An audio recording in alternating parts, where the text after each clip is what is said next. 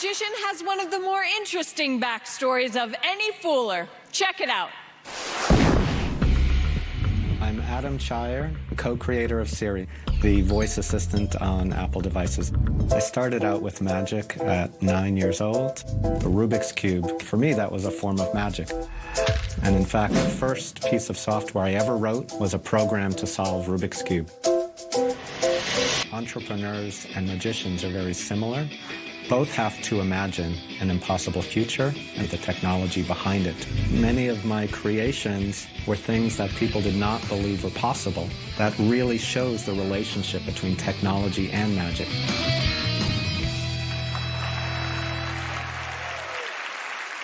Please welcome Siri Us contender Adam Cheyer. Hello, I'm here today to reveal to you my secrets. Entrepreneurs, the first thing when you have a big idea is you need to create a prototype that shows the world of your future idea. I've happened to bring with me today my first prototype of Siri. Would you like to see it? Yes. I keep it in a little box. Once you have an idea and a prototype, you need investors to fund your company. Penn and Teller, would you join me on stage? You can be the ones I'm trying to impress.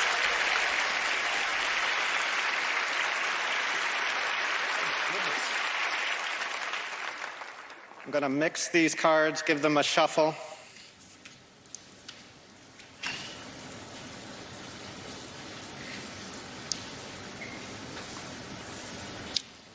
When I started Siri in 2007, people would say, I have Google, I have an iPhone, why do I need anything else?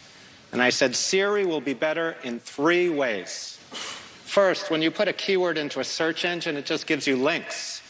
Siri is going to answer the question. Number 2, I want to be able to handle multiple tasks at the same time. And number 3, I want to be able to refine my questions conversationally. How about Tuesday? What about the next day? Would you help me, Teller, and just choose any card from the shuffle deck, but don't look at it, just pull it out of the deck. Okay, and let's choose a card for Penn as well.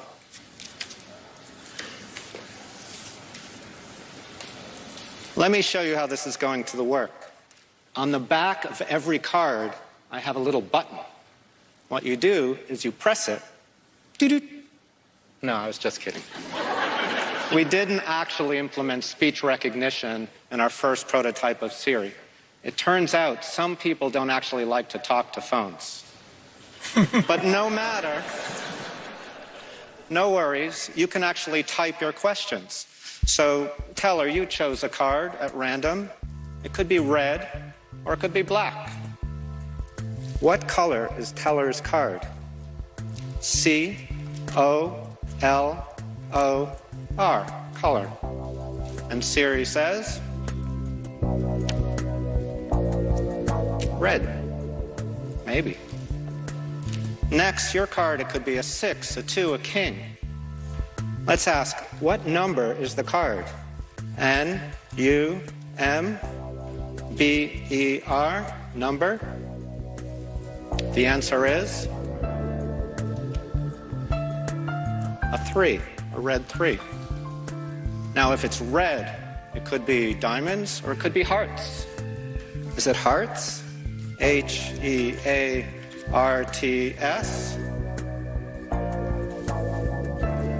It is hearts. Maybe.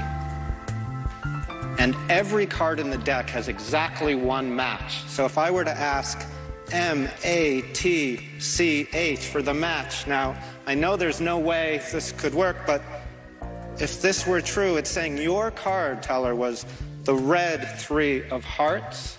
So the match would be the other red 3, the red 3 of diamonds. That's what I call artificial intelligence right there. And you chose the red 3 of hearts.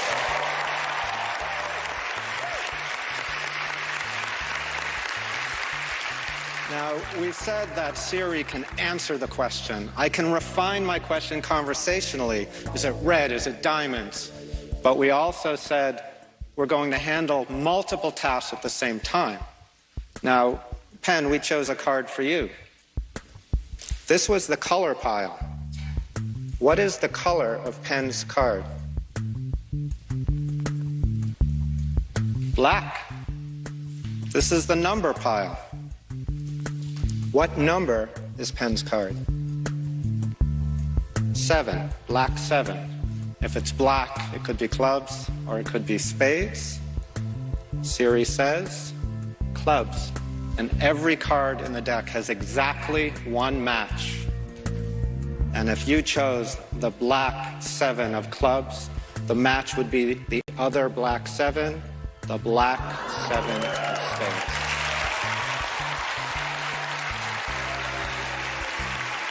Means the card that you chose would be the black.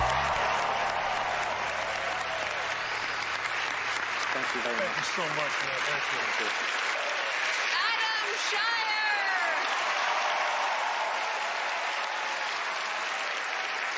Hi, nice to meet you. You could stay in bed for the rest of your life and do nothing else and still be very impressive. Yeah, I aspire to be a magician like all the others on this stage. That's amazing. I have so many questions about Siri. Like, sometimes you can get Siri to have a little bit of an attitude. Well, we knew when we created Siri that, yes, we wanted it to answer questions and do tasks for you, but we knew that people would ask those funny kinds of questions. So do you know what the #1 question that people ask Siri? I've seen the logs. Oh, is it sing for me? Very close. That's in the top 10. Yes. The #1 question that people ask Siri is, do you love me? Aww. And we built in that kind of functionality into our prototype. Let me show you. Okay. Siri, do you love me? Love.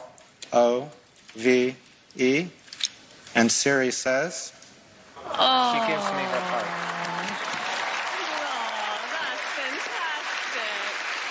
So have you been performing magic your whole life as well? I was really into magic when I was a kid, maybe 8 to 12. And then I went for 35 years not doing any magic. And then when my son became about the age that I was, we rediscovered magic together, and that's something we can share. Well, I bet he's excited. All right, well, let's go to the boys. See if you tricked him. Oh, Adam, we could not be more honored. Thank you so much for doing our little show. Thank you. It's so great you wanted to come on. I mean, someone that's really, really been part of changing our culture, changing the future. When I say our, I don't mean Americans, I mean humanity. You've just done so much. I'm so thrilled you came on the show. Thank you so much. Thank you so much for doing that. And you know, I'm trying to find ways that we have things in common because you're such a hero. One way is you shuffled cards a lot like we do sometimes. I really like that a lot. But I think the best way to try to figure out how you did this is to ask Siri. Hey, Siri, how did Adam do that great trick? Oh, I think he used a circular stack like Cy Stebbins. Was it his own? Was it one he developed himself? I don't know, but if he did, he's even smarter than I thought he was. So,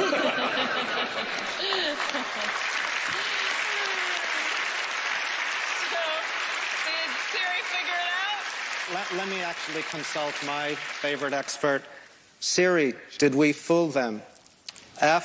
Fool, fool. And Siri says...